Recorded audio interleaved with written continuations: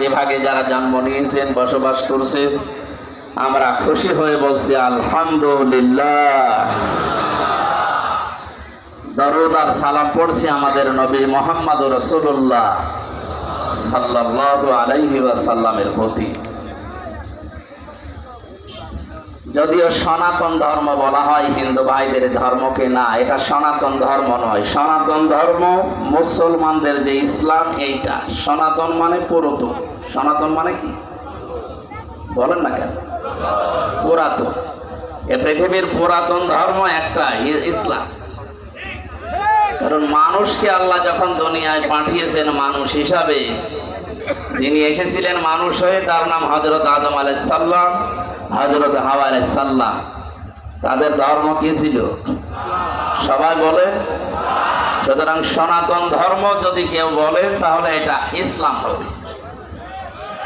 ইসলামের পরে যত ধর্ম দুনিয়ায় আছে এগুলো সব মানুষের বানানো ধর্ম।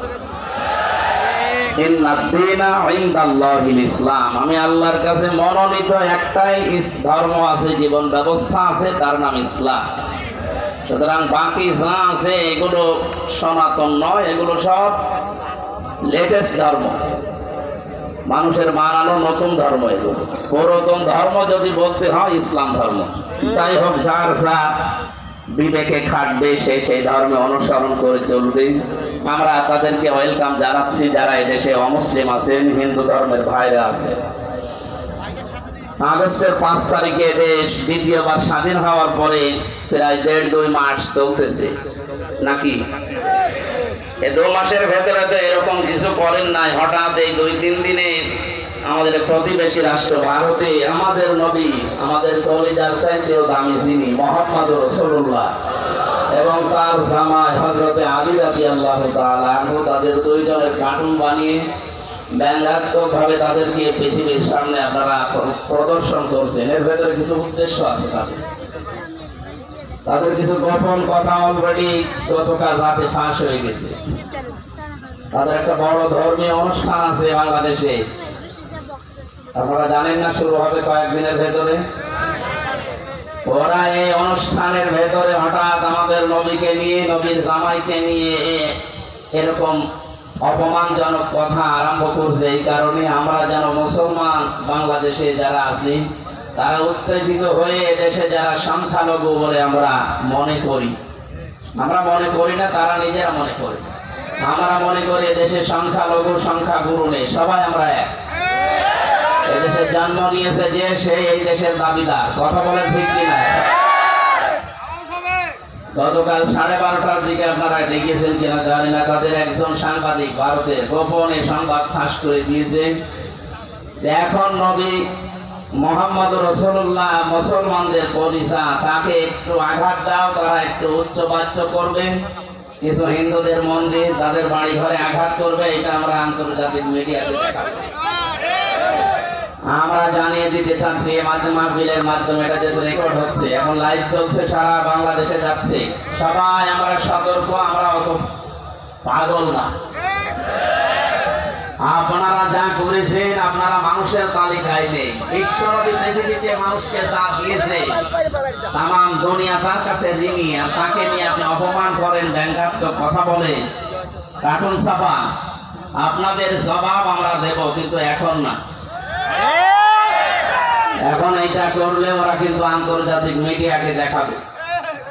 আর একটা কথা বলি, এই যে কিছু মানুষ আগস্টের 5 তারিখের পর থেকে ধোয়া তুলতেছে, কাদের ইশারায় এরা করছে জানি না। বিশেষ করে টিআইদের যে মহাপরিচালক আছে, আমি নাম নিলাম না লোকটা, অনেক মৌলবাদ এই শব্দটা উচ্চারণ করছে বারবার।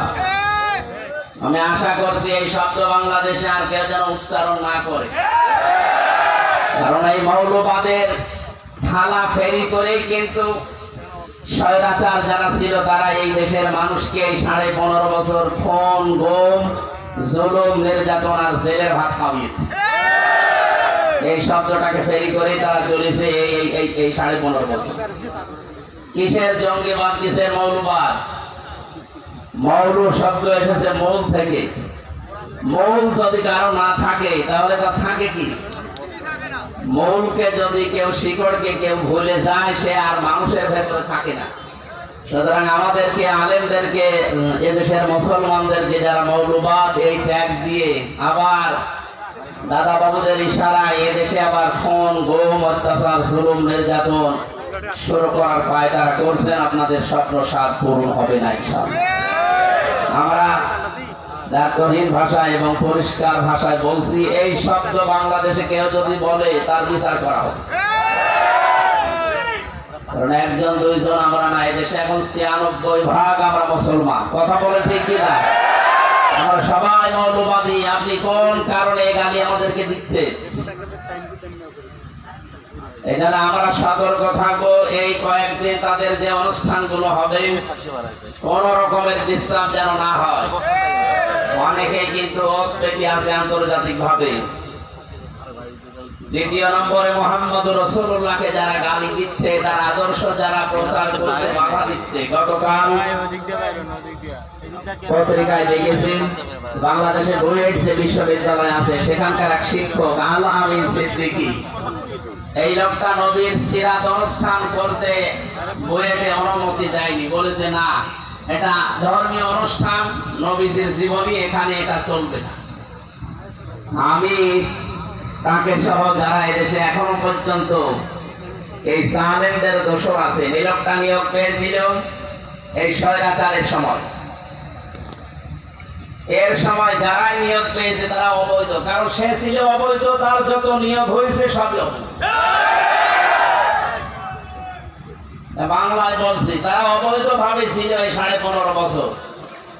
আমি যেমন ভোট দিতে পারিনি, তাহলে আমার ভোট বাদ দিয়ে যারা এই দেশ চালিয়েছে তারা বৈধ হয় কি করে? আমি তো রায় দেইনি আপনাকে। আমার মতো হাজার হাজার লক্ষ লক্ষ মানুষেরা রায় দিতে গিয়ে ফিরে এসেছে, বলে না আপনারটা হয়ে গেছে, আপনি বাড়ি যান। কখন হয়ে গেল? ওনারাই নিজেরাই দিয়ে দিয়েছে। যারা দিনের ভোট রাতে করা এবং এমনিতে 154 জন ডিক্লিয়ার দিয়ে তারা নিজেরা এমপি দাবি করা, এরকম অবৈধ সরকার যারা 15 বছর 15.5 বছর চালিয়েছেন, তাদের সময় যারাই নিয়োগ হয়েছে তারা দেখেন এখন নবীর বিরুদ্ধে, ইসলামের বিরুদ্ধে, আল্লাহর বিরুদ্ধে। বাংলাদেশে ঢাকা বিশ্ববিদ্যালয়ের উপরে আর কোন বিশ্ববিদ্যালয় আছে? সেখানে যদি নবীর সিরাত অনুষ্ঠান, নবীর জীবনে আলোচনা হয়, বুয়েট কি হয়ে পড়েছে যে সেখানে রাসূলের আলোচনা হবে না? যেখানে রাসূলুল্লাহর আলোচনা হবে না, সেখানে রাসূলুল্লাহর উম্মতের টাকায় এই প্রতিষ্ঠানে দেশে চলতে দেওয়া হবে না। সুতরাং তাকে ইমিডিয়েটলি এই মুহূর্তে তওবা করা, ক্ষমা চাইতে হবে এবং তাকে সাসপেন্ড করা লাগবে। এরকম শয়তানকে যদি ছাড় দেওয়া হয়, সামনে ভবিষ্যতে আরো কিছু শয়তান তার দেখা দেখি মাথা চাড়া দেবে। আমরা প্রথমে এই সঙ্গে তাদেরকে গোড়া কেটে দিতে চাই, সামনে যেন আর কেউ মাথা চাড়া দিয়ে নবীর বিরুদ্ধে কথা বলতে না পারে। প্রাণ এবং আরএফএলকে আমরা সাবধান করছি, কারণ আমি কথা বলছি আমার নিজের মুখ দিয়ে, শুধু আমার নিজের জন্য না, আমার কথা 18 কোটি মানুষের কথা। এরা মুসলমানদের ছেলে মেয়েদেরকে দিয়ে দেশে কাজ করাচ্ছে, ব্যবসা করে খাচ্ছে, অথচ নামাজের সময় তাদেরকে নামাজ পড়তে না দিয়ে মিটিং করে। কালকে আপনারা একটা ভিডিও দেখেননি? সুতরাং আমরা 18 কোটি মানুষের সাউন্ড বক্স সামনে নিয়ে কথা বলছি, সাবধান। এখন কিন্তু আগস্টের 5 তারিখের মতো দেশ আর নেই। কথা বলে না কেন? এদেশ যখন স্বাধীন হয়েছে, সংস্কার যখন আরম্ভ হয়েছে, আল্লাহর বিধান রাসূলের তরিকার বাইরে যা আছে সব সংস্কার করা হবে। সুতরাং প্রাণ এবং আরএফএল যারা দায়িত্বে আছেন, যদি মুসলমানদের কোনো ইবাদতে বিঘ্ন ঘটে, এরকম কোন প্রতিষ্ঠান হয়ে দেশে থাকবে না ইনশাআল্লাহ। আমি সাবধান করার পরে আজকে তাফসীর কোরআন মাহফিলে সূরা হুদ থেকে মাত্র 2টা আয়াত পড়েছি। তাফসীর আকারে কথা বলতে চেষ্টা চালাবো, আমার তাওফীক ইল্লা বিল্লাহ। সূরা হুদ, লক্ষ লক্ষ নবী আল্লাহ দুনিয়ায় পাঠিয়েছিলেন, তার ভেতরে মাত্র 25 জন নবীর নাম আল্লাহ কোরআনে দিয়েছে। কয়জন? এর ভেতরে একজন নবীর নাম ছিল হুদ। নাম কি? হযরত হুদ আলাইহিস সালাম। নবীদের নাম শুনলে আলাইহিস সালাম বলা লাগে। এখন বিশ্ব রোড সহ বাংলাদেশের বিভিন্ন বড় বড় সেতু যেগুলো, সেখানে চোখ দিলে দেখতে পাবেন আমাদের জাতির পিতা হযরত ইব্রাহিম আলাইহিস সালামের নাম লেখা আছে। আগে জোর করে অনেকে জাতির পিতা সেজেছিল, তাদের নামকে জনগণ নামিয়ে আসল যেটা জাতির পিতা তাকে আল্লাহ বান্দারা টাঙিয়ে দিয়েছে। এই শব্দটা খেলা চোরা না, ভেল তামাশা না, ইয়াকি মারার জায়গা না। মিল্লাতা আবিকুম ইব্রাহিম হুয়া সাম্মাকুমুল মুসলিমিন। আল্লাহ তাআলা বলেন তোমাদের জাতির পিতার নাম ইব্রাহিম আলাইহিস সালাম, আর তিনি তোমাদের নাম রেখেছেন মুসলমান। আমাদের নাম যে মুসলমান, এই নাম রাখা আমাদের বাবার। কার? কি পেলেন এখান থেকে? সূরা হজের ৭৮ নম্বর আয়াতের মাঝের অংশে আছে, খুব খেয়াল করে শুন। বাবাকে 13টা দায়িত্ব আছে। সন্তান শুধু জন্ম দিলেই হয় না, অনেকে তো জন্ম দিয়ে চলে যাচ্ছে। ওকে ইহুদির সাথে বিয়ে করে না খ্রিস্টানের সাথে বিয়ে করে, সে দেখা দেখি। 13টা দায়িত্ব আছে বাবা জন্ম দেওয়ার পরে মায়ের। তার 13টার প্রথম নম্বরে তার একটা সুন্দর অর্থবোধক নাম রাখা, আর 13 নম্বরে তার একটা সৎ এবং উত্তম পাত্র পাত্রী দেখে বিবাহের বন্দোবস্ত করা। কোন মুসলমান কোন অমুসলিমকে বিয়ে করতে পারে, এটা কোরআনের নির্দেশ যে পারে না। সূরা বাকারার ভেতরে আছে, কথা বলে না কেন? স্পষ্ট নিষেধ। সূরা বাকারা 222 নম্বর আয়াতে আছে, যতক্ষণ কোন অমুসলিম মুসলমান না হবে, সে যত সুন্দরী হোক, যত অর্থ সম্পদের মালিক হোক, তাকে মুসলমানের বিয়ে করা জায়েজ নেই। অথচ এই দেশে আমরা অনেক কিছু দেখতে পেলাম, খালি জন্ম দিয়েছে, এর নাম রাখাও ঠিক নেই, এর বিবে সাধু ঠিক নেই। আমাদের যিনি পিতা হযরত ইব্রাহিম নবী, তিনি নাম রেখেছেন কেমন সুন্দর, মুসলিম, আত্মসমর্পণকারী। সুবহানাল্লাহ বলতে পারেন না? এটা বাবাদের দায়িত্ব। যারা বাবা আছেন এখানে, সন্তানের নাম রাখবেন এমন যে নামটার সাথে একটা অর্থের মিল পাওয়া যায়। সেদিন আমি একটা দোকানে লেখা দেখলাম মিহাদ স্টোর, না এটা ঠিক হয়নি। সে হয়তো কোরআনের কোন শব্দ দেখে রেখেছে। মিহাদ মানে নিকৃষ্ট জায়গা। জাহান্নামের যে জায়গাগুলো আছে তার ভেতরে একটা নাম কি? মিহাদ। ও কি দেখে রেখেছে? আমার মনে হয় কোরআন শরীফ পড়তে পড়তে পেয়েছি অবিসাল মিহাদ রেখে দিয়েছে। কোরআন পড়তে পারিলেই লেখা যাবে? অর্থ দেখতে হবে। নবীদের নামের সাথে, আল্লাহর নামের সাথে, সাহাবায়ে কেরামের নামের সাথে মিল করে নাম রাখবে। নামের একটা প্রভাব বাস্তবে কিছু মানুষের জীবনে পড়ে, কম বেশি। আর একবার যদি কারো নাম পড়ে যায়, ও নাম কিন্তু আর সহজে গোছে না। কথা বলে না কেন? নাম যার যেটা লিখেছেন আপনি দেখেন, ওই নামের প্রভাব তার মাঝে কিছু পাওয়া যায়। একজনের নাম আমার দাদা বলছিলেন, নাম রেখেছে ফ্যান চাটা। নাম কি? এটা নাম হইল? গরিব মানুষ তো, এটারে মানুষ ওই নামে ডাকে। চিন্তা করছে যে এ নাম চলতে থাক, টাকা পয়সার মালিক হয়ে গেছে হঠাৎ, কিন্তু এই নামটা চাই না। মানুষ শুধু ফ্যান চাটা বলে ডাকে। আমি নাম পাল্টাবো। এলাকার মেম্বার, চেয়ারম্যান জনগণকে ডাক দিয়ে গরু জবাই করেছে, ছাগল জবাই করেছে, খাওয়াচ্ছে, যে আজকে নামের পরিবর্তন হবে ফ্যান চাটা। চেয়ারম্যান সাহেব মাইক হাতে নিয়ে বলছে, ভাইরা আমার, বোনেরা আমার, এই লোকটা গরিব ছিল, নাম ছিল ফ্যান চাটা, মেনে নিয়েছিলাম, কিন্তু এখন লোকটা ধনী হয়ে গেছে, লোকটা টাকা পয়সা, মান সম্মান, ইজ্জত আবরু এখন এই দেশে আছে। এই নামের পরিবর্তনের জন্য আপনাদেরকে খাওয়াচ্ছে, আমাদেরকে ডাক দিয়েছে। আমি দায়িত্বশীল হিসাবে আজকে এর নাম পাল্টিয়ে দিলাম। এর নাম আজকে থেকে মধু চাটা। নাম কি দিয়েছে বলেন তো? লোকটা মাইক হাতে নিয়ে বলছে, ভাইরা আমার, আমার গরু ছাগলও গেল, আমার নামও পাল্টাইলো, কিন্তু নাম থেকে চাটাটা আর গেল না। আগে ছিলাম ফ্যান চাটা, এখন হলাম মধু চাটা। নাম কিন্তু পাল্টায় না, এই জন্য খুব সাবধান, উল্টা পাল্টা নাম রাখবেন না। কিসের পুতুল, কিসের জয়, একটা নাম হইল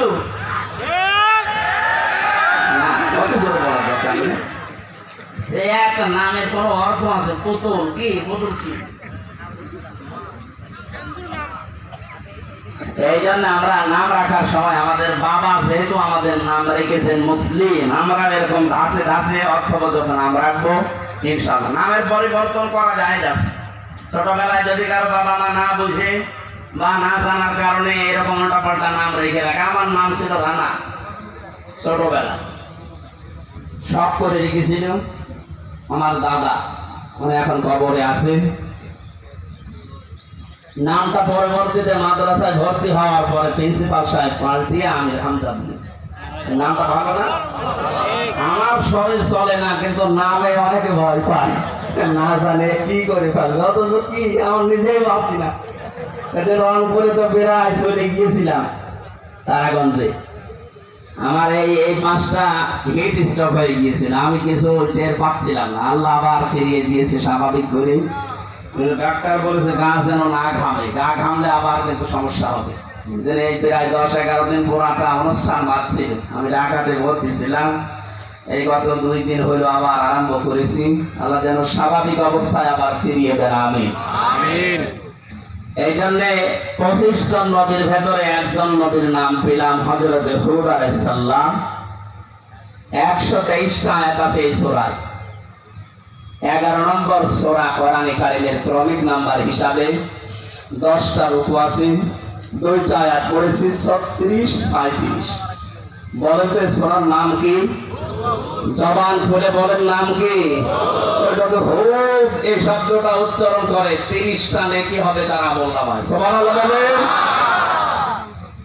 123টা আয়াত আছে। কালকে যদি কেউ জিজ্ঞাসা করে কি আলোচনা শুনলেন, বলবেন সূরা হুদ 36-37 নাম্বার আয়াতের কিছু কথা আমরা শুনেছি। আসেন আমরা তাফসীরে প্রবেশ করছি।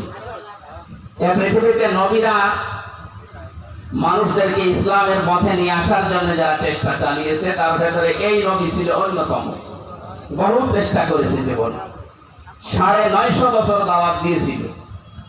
হুদ আলাইহিস সালামের এই হুদ নবীর নামে এই সূরাটা আমি আয়াত পড়েছি যেখান থেকে, এখানে আলোচনা আছে নূহ আলাইহিস সালামের। হুদ আলাইহিস সালামের আলোচনা অন্য জায়গায় আছে, এখানে আলোচনা করা আছে হযরত নূহ আলাইহিস সালামের। নূহ শব্দের শাব্দিক অর্থ রোজা পালনকারী। উনি সারাটা জীবনের বেশিরভাগ সময় রোজা রেখে কাটিয়েছিলেন, এই জন্য ওনাকে নূহ বলা হয়। হযরত নূহ আলাইহিস সালামের যে দাওয়াতি মিশন ছিল, আমরা আজ বাস্তবতার সাথে হাজার হাজার বছর পর বাংলাদেশের সাথে আয়াতগুলো মিলাবো ইনশাআল্লাহ। 950 বছর একাধারে দাওয়াতি কাজ করেছিলেন। মাত্র 80 জন দাওয়াত গ্রহণ করেছিল। কয়জন? 80 জন। বলেন তো, একটা মানুষ 950 বছর দাওয়াতি কাজ করে মাত্র 80 জন। অথচ আমি আমির হামজার এই জীবনে এই 12 বছর পর্যন্ত এই ময়দানে আছে। আমি 12 সাল থেকে ময়দানে, তার মানে 3 বছর ছেলে, 9 বছর। এই 9 বছরের ভেতরে প্রায় 250-র উপরে আমার হাতে মুসলমান হয়েছে অন্য ধর্মের মানুষ। তাহলে কি মনে হচ্ছে হযরত নূহ আলাইহিস সালামের তুলনায় আমার হাতে অমুসলিম বেশি মুসলমান হয়েছে, আমি ওনার চাইতে দামি হয়ে গেছি? নূহ আলাইহিস সালামের ধৈর্য দেখেন, 950 বছর একাধারে তিনি চেষ্টা চালিয়েছিলেন জাতির লোকদের ভেতরে। মাত্র 80 জন দাওয়াত কবুল করেছে, এরপরে আর আসে না। হযরত নূহ আলাইহিস সালামের জাতির লোকেরা বারবার তাকে বলতো, সে শাস্তির কথা বলো, ও শাস্তি আমাদেরকে দেখা। বারবার যখন এই কথা বলে হযরত নূহ আলাইহিস সালাম রাগ করে, তখন তিনি 2টা বরদোয়া করেছিলেন।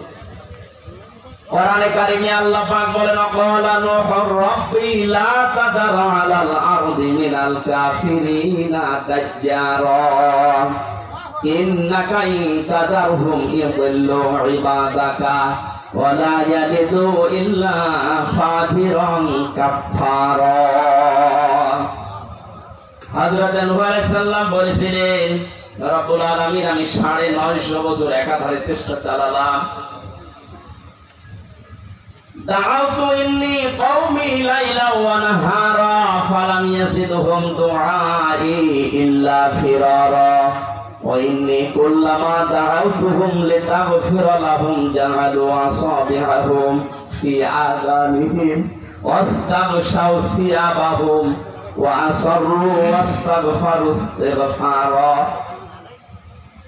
বারবার আমি তাদেরকে 1 বার 2 বার না, দিনে গিয়েছি, রাতে গিয়েছি, সকালে গেছি, বিকেলে গেছি, জাতির লোকের কাছে সব সময় 24 ঘন্টা আমি দাওয়াতের কাজ করতাম। তো মানুষ আমাকে দেখলেই যেন মুখ ফিরিয়ে নিত আর নিজের গায়ের উপরে চাদর টেনে দিত যেন আমাকে দেখা না লাগে। কানের ভিতরে আঙ্গুল দিয়ে আমার কথা শুনতে চাইতো না। এখন তারা বারবার আমাকে আহ্বান জানাচ্ছে। এতদিন এই 950 বছরে যে কিয়ামতের ভয় তাদেরকে দেখিয়েছি, যে কিয়ামত হবে, ভয়াবহ দিন আসছে সামনে, তারা এখন সেইটা আমার কাছে চায়। আমার সহ্যের বাইরে চলে গেছে, আমি আর পারি না। তোমার কাছে বরদোয়া করলাম এই কাফেরদের আন্ডা বাচ্চা পর্যন্ত জমিনে একটাও না থাকে। এদের থেকে যেটা জন্মাবে ওইটাও হবে আর একটা কালপিঠ। তোমার বান্দাদেরকে ধোঁকা দিয়ে বোকা বানিয়ে তারা আবার ফাসিক ফুজ্জার বানাবে, অবিশ্বাসী বানাবে। হযরত নূহ আলাইহিস সালাম এই বরদোয়া করার পরে আল্লাহ এই আয়াতগুলো বিশ্ব নবীকে 1500 বছর আগে শুনিয়েছেন। হে নবী, আপনিও দাওয়াত দিতে দিতে কেউ আপনার পক্ষে আসতে চায় না। নবীজিকে আল্লাহ আয়াতগুলো শোনাচ্ছেন এই জন্যে কিয়ামত পর্যন্ত নবীরা এই উম্মত বলে আমরা যারা দাবি করি, আমরা যারা দুনিয়াতে এখন আছি, কিয়ামত পর্যন্ত যারা আসবে আয়াতগুলো শুনবে, শোনাবে, শিক্ষাগুলো নেওয়ার পরে তাদের মনের ভেতরে সান্ত্বনা আসবে।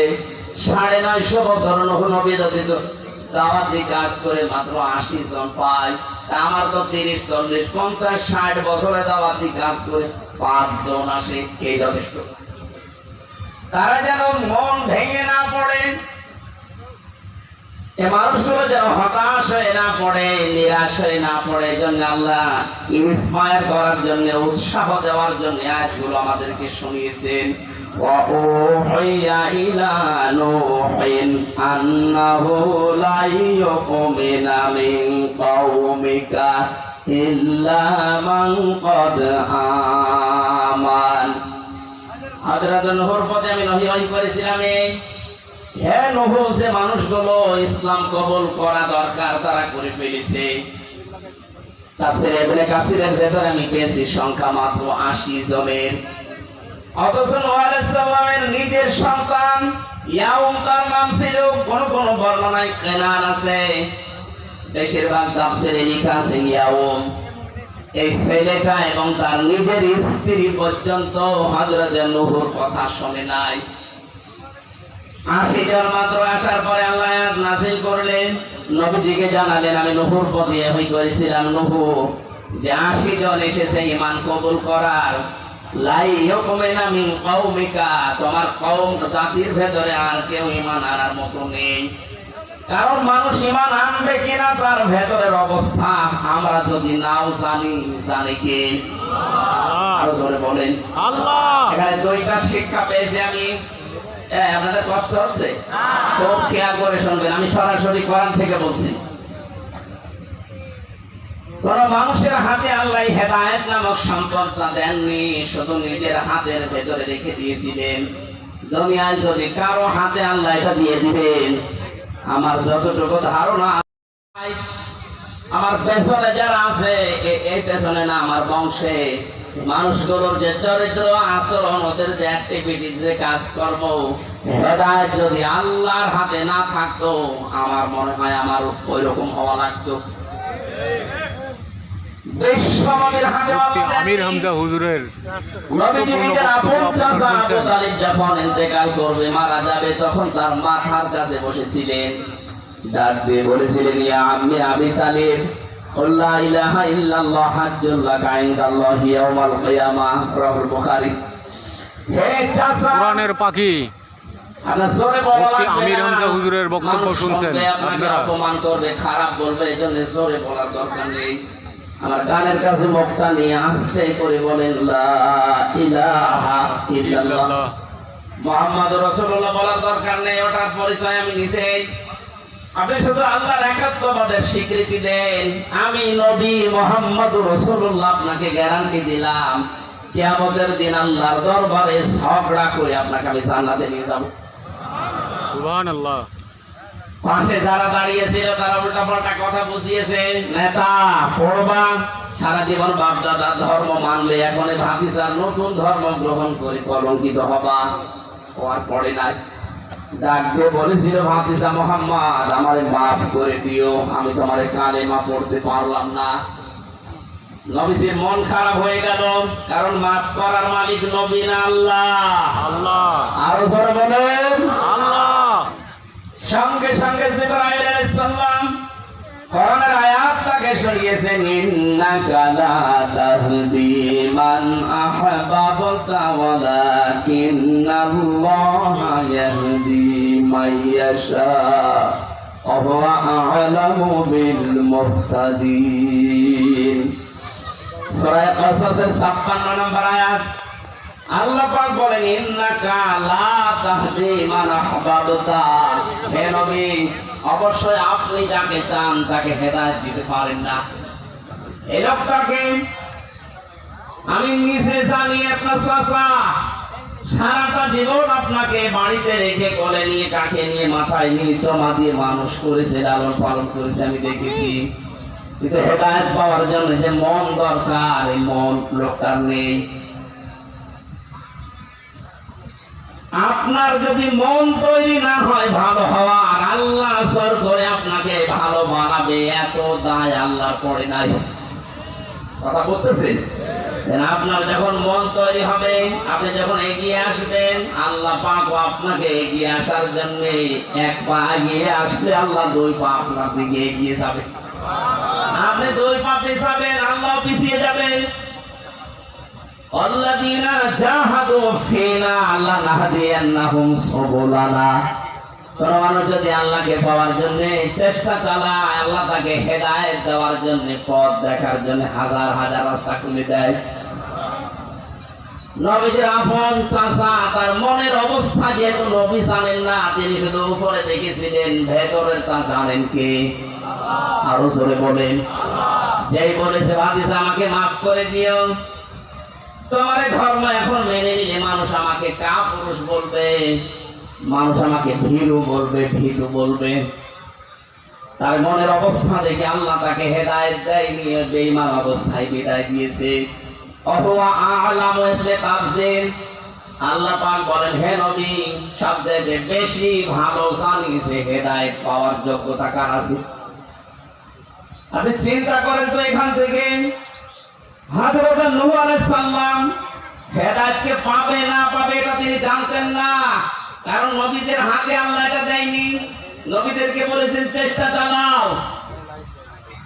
হযরত নূহ আলাইহিস সালাম চেষ্টা চালিয়ে দেখলেন যে 9.5 বছরে মাত্র 80 জন, তার মন খারাপ হয়ে গিয়েছিল। আল্লাহ পাক আবার জানিয়ে দিলেন, আন্নাহু লা ইউমিনা মিন কওমিকা। এই যে লাং শব্দ দিয়েছেন, ইউমিনা এটা মুসারে বর্তমান, ভবিষ্যৎ, প্রেজেন্ট, ফিউচার। কেন ইউমিনার আগে লাং দিলেন? জাতির লোকদের ভেতরে যারাই ছিল ওই সময়, হযরত নূহ আলাইহিস সালামকে আল্লাহ লাং দিয়ে জানিয়ে দিলেন, সামনে যারা আছে আপনার, এদের আপনি এখন আর চেষ্টা করেও দ্বীনের দিকে, ইসলামের দিকে আনতে পারবেন না, কারণ তাদের আর সেই মন নেই। তাফসীরে ফি জিলালিল কোরআনের 2য় পয়েন্টে লেখা আছে, 1 নম্বরে তাদের মন নেই, 2 নম্বরে পাপাচার, পাপ করতে করতে তারা এমন জায়গায় পৌঁছিয়েছে ওখান থেকে ফিরে আসার মতো তাদের কায়দা নেই। 2টা শিক্ষা পেলাম এখান থেকে। 1 নম্বরে জাতির লোকের যখন মন থাকবে না হেদায়েত পাওয়ার জন্য, ইসলাম মানার জন্য, দিন মানার জন্য, যখন মানুষ এগিয়ে আসবে না, চেষ্টা চালাবে না, মন তৈরি হবে না। 2 নম্বরে যখন নাফরমানি, গোনা, পাপ এগুলো করতে করতে সর্বশেষ সীমানায় পৌঁছে যাবে, ওই জাতিকে আল্লাহ পাক যখন হেদায়েতের মতো মহা মূল্যবান সম্পদ থেকে চির বঞ্চিত করে দেবে। পৃথিবীর ইতিহাসে যুগে যুগে আমরা এটাই পেয়েছি, যেমন ফেরাউন, ওর একদিকে মন ছিল না, 2 নম্বরে সে অপরাধ করতে করতে এমন জায়গায় পৌঁছিয়েছিল, তার সীমা যখন পার হয়ে গেছে, তখন আল্লাহ তাকে আর হেদায়েত দেয়নি। ও কিন্তু শুধু স্বীকার করেছিল, আল্লাহু লা ইলাহা ইল্লাল্লাযী আমানাত বিহি বানু ইসরাঈল ওয়া আনা মিনাল মুসলিমিন। এদিকে তাকান, শুধু শোনার জন্য শুনছেন, বলার জন্য বলছি না। আমার প্রতিটি কথায় শিক্ষা বের করবো আমরা। হাজার হাজার বছর আগে মুসা আলাইহিস সালামের জামানায় এই যে লোকটার নাম বললাম, এই ফেরাউন, কোরআনে কারিমে যেহেতু তাকে ফেরাউন নামে ডাকা হয়েছে, যেহেতু ওই দেশে যারাই দায়িত্বে ছিল তাদের এই রাষ্ট্রীয় নামটা ছিল ফেরাউন। এই দেশের যে দায়িত্বে আছে এখন ডক্টর মোহাম্মদ ইউনূস, কিন্তু ওনাকে আমরা জানি অন্তর্বর্তীকালের প্রধান উপদেষ্টা। তাহলে এই দেশে দায়িত্ব পালন যিনি করছেন তার নাম অন্তর্বর্তীকালীন সরকারের প্রধান উপদেষ্টা। এটা কি তার নাম নাকি? কথা বলে না, ওনার নাম ডক্টর মোহাম্মদ ইউনূস। মুসানবীর জামানায় মিশরে যারা দায়িত্ব পালন করত ওই সময় তাদের নাম হয়তো আলাদা আলাদা ছিল। 5টা নাম পেয়েছি তাফসীরে ফেরাউনে। সাল্লাম তাকে দেখিয়েছিলেন, একটাতেও তার মন গলে নাই। 2 নম্বরে এই মানুষটা পৃথিবীর ময়দানে জুলুম, অত্যাচার, নির্যাতন, স্বৈরাচারী কাজ এত বেশি করেছিল, তার সীমা যেটা সে পার করে ফেলেছিল। তাফসীরে ফি জিলালিল কোরআনে মুফাসসির এই আয়াতে 2টা বিষয় আরো দিয়েছেন। 1 নম্বরে সে স্বীকৃতি দিয়েছিল আল্লাহর, কিন্তু রিসালাতের স্বীকৃতি সে দেয়নি। একটু খেয়াল করেন, আলেমদেরকে আমি বলছি এবার, হযরতে মুসা নবীর জামানায় যেই লোকটা ডুবে যাচ্ছিল, হাত্তা ইদা আদরাকাহুল গরাক, যখন ডুবে যাচ্ছিল সমুদ্রে, ওই সময় যদি বলতো লা ইলাহা ইল্লাল্লাহ মুসা কালিমুল্লাহ, আল্লাহর মাফ করে দিবে। কিন্তু আল্লাহর ঘোষণা, একাত্মবাদের ঘোষণা পর্যন্ত দিয়েছিল, আন্নাহু লা ইলাহা ইল্লাল্লাযী আমানাত বিহি বানু ইসরাঈল। ঘোষণা দিয়েছে আমি ঈমান আনলাম ওই আল্লাহর উপরে যার উপরে ঈমান এনেছে বনি ইসরাঈলরা। আরেকটা ঘোষণা আছে, ঈমান আনতে হলে দেওয়া লাগে রিসালাতের ঘোষণা। ওই জামানায় যেহেতু মুসা আলাইহিস সালাম নবী রাসূল ছিলেন, তার রিসালাত স্বীকৃতি দেওয়া, ঘোষণা করা, মেনে নেওয়া এটা ঈমানের অঙ্গ। আমরা যেমন কালেমা পড়ি লা ইলাহা ইল্লাল্লাহ মুহাম্মাদুর, আরো জোরে বলেন, আপনি শুধু লা ইলাহা ইল্লাল্লাহ যদি বিশ্বাস করেন, মুহাম্মাদুর রাসূলুল্লাহ তার আদর্শকেও মেনে নেওয়া লাগবে। এটা যদি মানতে না চান আপনি মুসলমান না। আরো জোরে বলেন। ওই জামানায় হযরত মুসা আলাইহিস সালাম নবী এবং রাসূল ছিলেন, একদিকে নবী আর একদিকে রাসূল, কারণ বড় কিতাবের ভেতরে একটা তার কাছে আছে, তাওরাত। ফেরাউন আল্লাহর একাত্মবাদের ঘোষণা দিয়েছে, রিসালাতের ঘোষণাটা মানে নাই। এজন্য আল্লাহ পাক তাকে ডাক দিয়েছে, আল্লাহ এখন ঘোষণা যেটা দেওয়ার দরকার ছিল একটু আগেও যদি বলতো লা ইলাহা ইল্লাল্লাহ মুসা কালিমুল্লাহ, তোরে আমি মাফ করে দিতাম। কারণ মুসা নবী আমার পক্ষ থেকে রিসালাত নিয়েছে। নবী বানানো, রাসূল বানানো এটা দুনিয়ার মানুষের কাজ না, এটা মানুষের কাজ। কার কাজ? আমি আল্লাহ তাকে দায়িত্ব দিয়ে পাঠালাম, তার আদর্শ না মেনে কার আদর্শ দুনিয়ায় মেনেছো, শুধু আমাকে স্বীকার করলে হবে, আমার পাঠানো প্রেরিত পুরুষকে স্বীকার করা লাগবে না। এখান থেকে আমরা কি নেব? আজ বাংলাদেশে যারা শুধুমাত্র আল্লাহর কথাগুলো মানার চেষ্টা করেন, বিশ্বনবী মুহাম্মদ রাসূলুল্লাহর জীবনী তাদের কাছে বললে রাজনীতি মনে হয়। যেহেতু নবীজি টয়লেটে যাওয়ার সময় যেমন আল্লাহুম্মা ইন্নী আউযু বিকা মিনাল খুবুসি ওয়াল খাবাইস বলেছেন, বের হওয়ার সময় বলেছেন গফরানাকা আলহামদুলিল্লাহিল্লাযী আযহাবা আন্নিল আযা ওয়া আফানি। এটা 8-10 মিনিট আপনি টয়লেটে যদি বাম পা দিয়ে প্রবেশ করে ডান পা দিয়ে বের হওয়ার সময় এই 2টা দোয়া যতক্ষণ পর্যন্ত পড়ে বসে থাকবেন, বের হবেন পুরাটা আপনার ইবাদত। এটা মানেন তো? একবার বলেন না, এটা মানেন? এটা পড়াটা যে ইবাদত মানেন না? আপনাদের ভাব তো ঠিক মনে হচ্ছে না। এটা মানেন ইবাদত কিনা? প্রশ্ন আসতে পারে রংপুরের মানুষ এই যে টয়লেটে বসে আছে খারাপ কাজে, আর ইবাদত হবে মানে? হ্যাঁ, তার রাসূলের তরিকা এটা ছিল। নবীজির এই 10 মিনিট 8 মিনিট টয়লেট করা যদি আপনার কাছে ইবাদত আপনি মেনে নিতে পারেন, 10টা বছর নবীজি এই কোরআন দিয়ে রাষ্ট্র চালিয়েছিলেন, এটা রাজনীতি বলে আপনি চলে যান কোন কারণে? বলেন।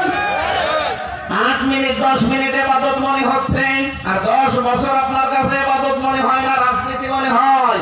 আপনিও তো আমার মনে হয় নব্য ফেরাউন। আল্লাহকে মেনে নিতে পারেন, তার প্রেরিত পুরুষ মুহাম্মদুর রাসূলুল্লাহকে মেনে নিতে পারছেন না, আপনাকে আল্লাহ হেদায়েত দেবে না। ওর পাপ একদিকে পরিপূর্ণ হয়ে গেছে। আল্লাহ রাব্বুল আলামিন এজন্য নূহ আলাইহিস সালামের আমি যে শিক্ষাটা এখানে দিতে চাইলাম, এই দেশে যারা শুধু আল্লাহর হুকুম মানতে চান কিন্তু রাসূলুল্লাহকে মেনে নিতে আপনার আপত্তি আছে, কারণ আল্লাহর নবীকে সারা বিশ্বে অনেক কাফের মুশরিক ইহুদি খ্রিস্টানরা তার নাম এখন উল্টা পাল্টা ছড়াচ্ছে। উনি নাকি চরিত্রহীন ছিলেন, জঙ্গি ছিলেন, সন্ত্রাসী ছিলেন, এ কথা বলছে না অনেকে? ফ্রান্স থেকে এগুলো বেশি আসে। এই পৃথিবীতে সবচাইতে বেশি যার সন্তান তৈরি হয় 257টা রাষ্ট্রের ভেতরে ফ্রান্সের সবচাইতে বেশি। সূরা কলমের 13 নম্বর আয়াত থেকে 28 নম্বর আয়াত পর্যন্ত তাফসীর দেখে নেবেন বাড়িতে। যারা যার সন্তান দুনিয়ায় তৈরি হয়, যাদের জন্মগুলো অবৈধ হয়, এই মানুষগুলো অন্য কিছু সহ্য করতে পারে কিন্তু রাসূলুল্লাহকে সহ্য করতে পারে না। আল্লাহ রাব্বুল আলামিনের নবী যখন দাওয়াতি কাজ করেছিলেন, ওই সময় সবচাইতে বেশি যারা কষ্ট দিয়েছিল তার ভেতরে অন্যতম একটা ছিল ওলীদ বিন মুগীরা। এই লোকটা দাওয়াতি কাজের সামনে যে এই বাবা দিত আর মানুষকে বলতো মুহাম্মদ যেটা বলে ওটা আমিও বলতে পারি। নবীজি যেটা বলতেন ওনার নিজের কথা না আল্লাহর কথা? আরো জোরে বলেন। এই কথাকে বাধা দেওয়ার জন্য লোকটা যখন বারবার ডিস্টার্ব করতো, বিশ্ব নবী তাকে বলেই ফেলেছিলেন, আমি যেটা ওই আল্লাহর কাছে পাই বলি এটা তুমি বানানো কথা বল, তোমার জন্মের ঠিক নেই। এত রাগ করেছে লোকটা। নবীজি বললেন, আমার কাছে রাগ করার বিষয় না, তোমার জন্মের পরীক্ষা করে দেখো। বাড়িতে গিয়ে বলছে, মা আমার বাবাকে। কেন? হ্যাঁ আমি জানতে চাই আমার বাবাকে। তোর বাবা বলে না, ও বাবা আমি মানি না। সত্যি করে বাবা আমার আসল বাবাকে।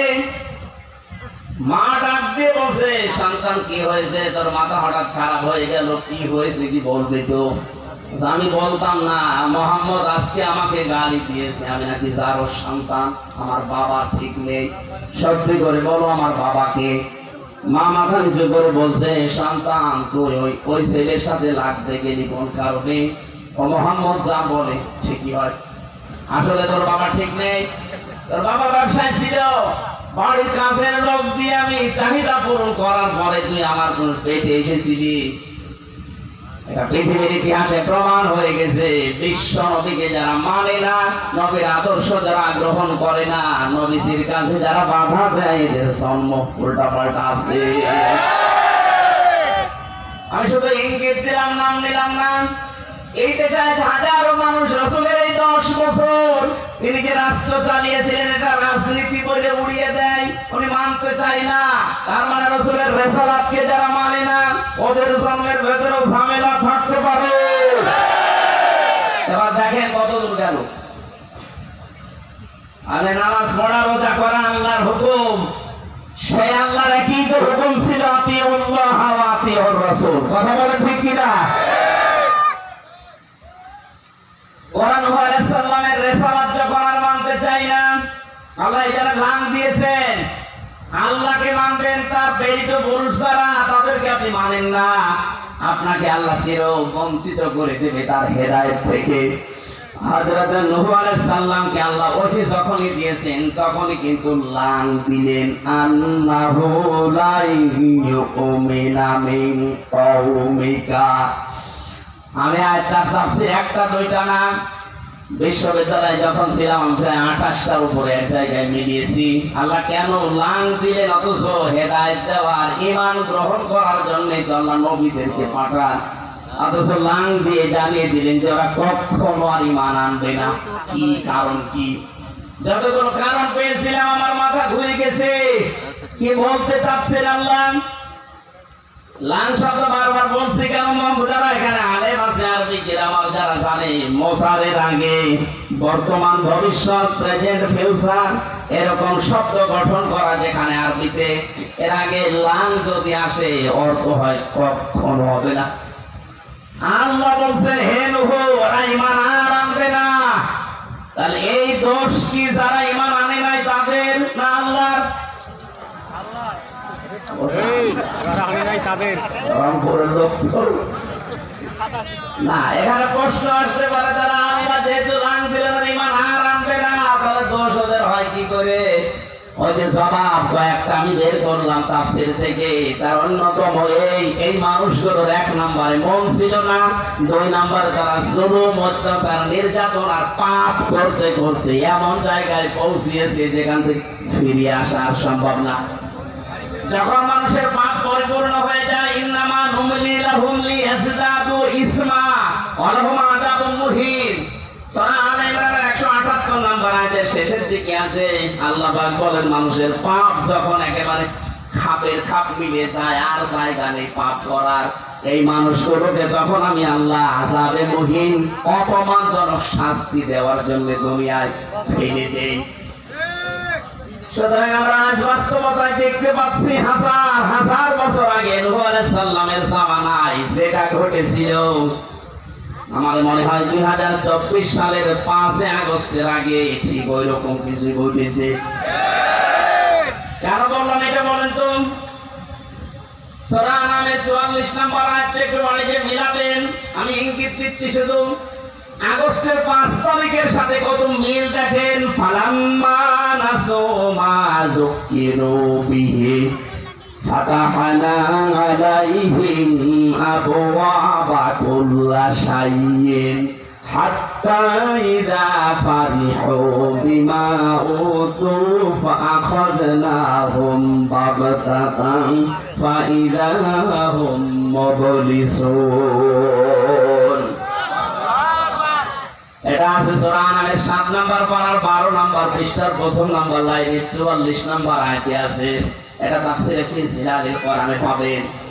যখন আমি তাদেরকে আমার আয়াতগুলো দিলাম, আমার নিদর্শন, আমার আইন আর কানুন, আমার হুকুম, এগুলো জানার পরে মানুষগুলো ভুলে গেল।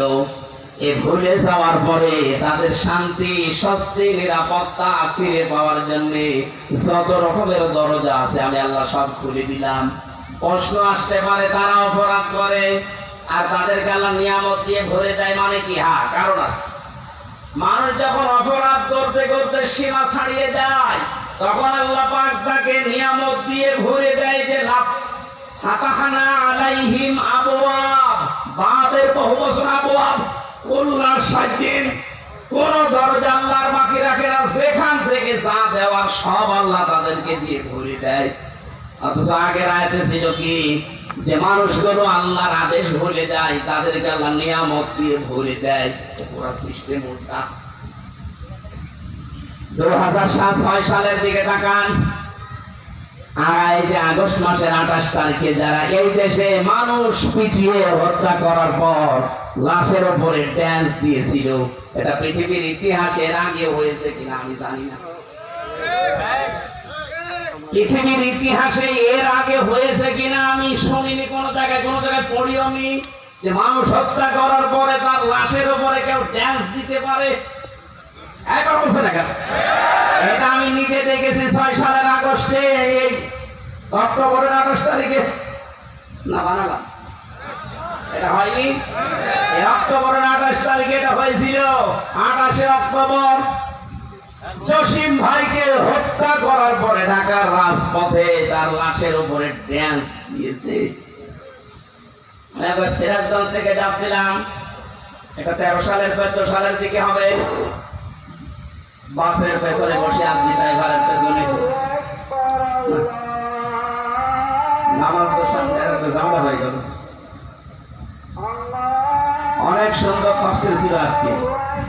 প্রায় এই আয়াতের উপরে যত ঘন্টা পড়াশোনা করেছি সব লিখে গেছিলাম আজকে, কিন্তু হয়তো আজান হয়ে গেল, আরো আগে ওঠার কথা ছিল।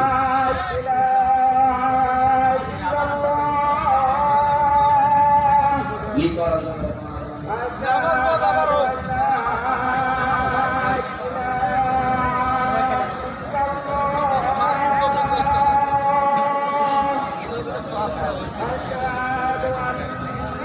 রাতের মাহফিল এখান থেকে কয় কিলো গো?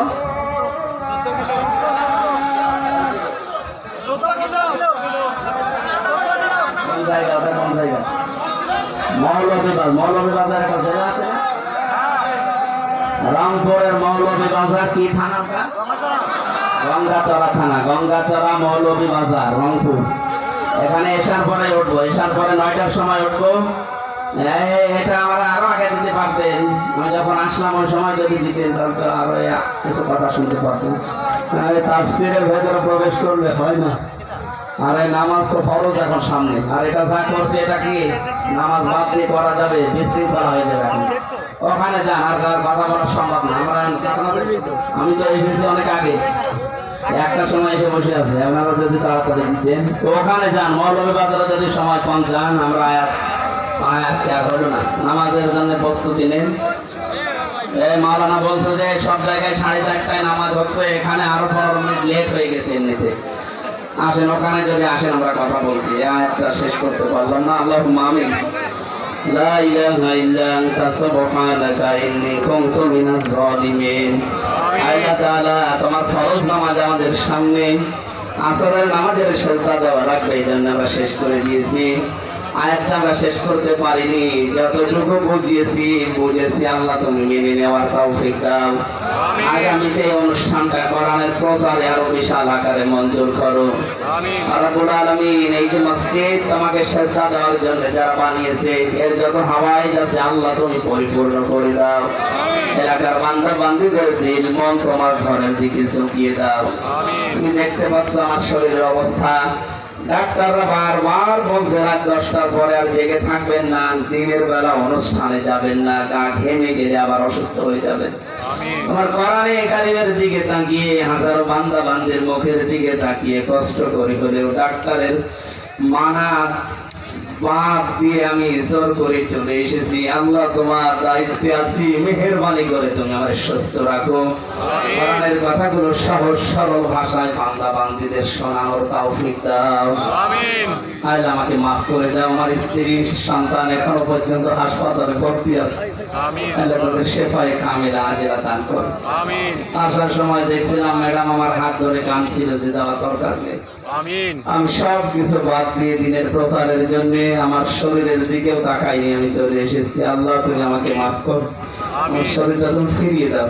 আমিন। জালেমদের বন্দিখানায় 3 বছর থাকার পরে শরীরটা নষ্ট হয়ে গেছে, আমিন। তুমি আবার আমাকে আবার আগের অবস্থায় ফিরিয়ে দাও, আমিন। আমার কণ্ঠটা ভিক্ষা দাও, আমিন। আমার শরীরটা ভিক্ষা দাও। বারাকাল্লাহু লানা ওয়া লাকুম ফিল কোরআনিল আযীম। আলহামদুলিল্লাহি রাব্বিল আলামিন। ভাই আমি মাপ চাচ্ছি, দোয়া চাচ্ছি, আসেন ওখানে যদি সময় পান আসেন। আমি এসার পরে একটু পড়বো 9টার দিকে, যেহেতু 10টা 10:30 শেষ হয়ে যাবে।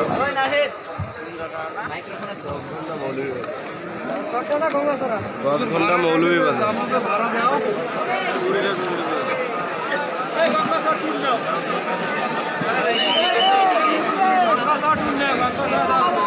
আলহামদুলিল্লাহ। মহিলা মা বোন যারা আছেন আপনারা একটু পরে বের হবেন। মহিলা মা বোন যারা আছেন তারা একটু পরে বের হবেন। গ্যারেজের দায়িত্বে যারা আছেন ভলান্টিয়ার ভাইরা, মেহেরবানি করে আপনাদের দায়িত্ব আপনারা পালন করবেন। মহিলা মা বোন যারা আছেন তারা পরে বের হবেন। হুজুর যেহেতু অসুস্থ, কেউ হুজুরকে কষ্ট দেব না ইনশাআল্লাহ, কেউ হুজুরকে কষ্ট দেব না, সকলে জায়গা করে দিই। ভলান্টিয়ার ভাই যারা আছেন মেহেরবানি করে জায়গা করে দেন।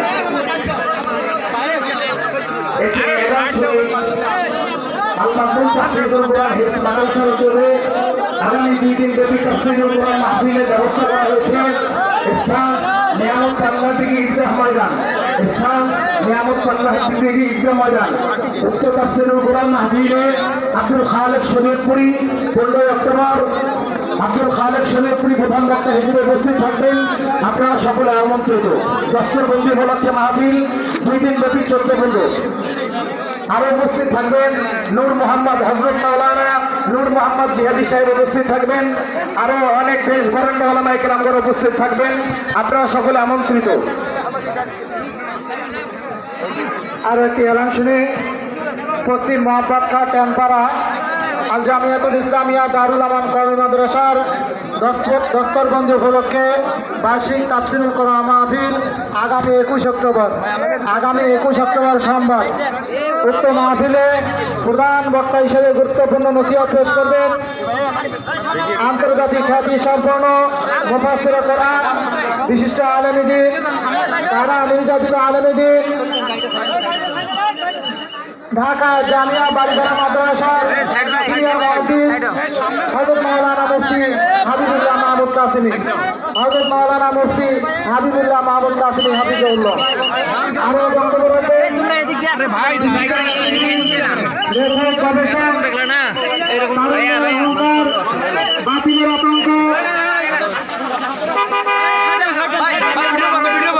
আতঙ্ক প্রধান মুফতি হযরত মাওলানা মুফতি রেজাউল করিম আবরার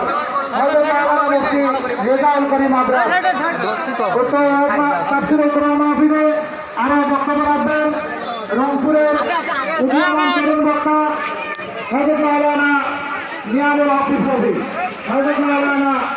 হক বিপ্লবী আগামী 21 অক্টোবরের তাফসীরুল কোরআন মাহফিলে পশ্চিম মহাপাটকা ট্যানপাড়ার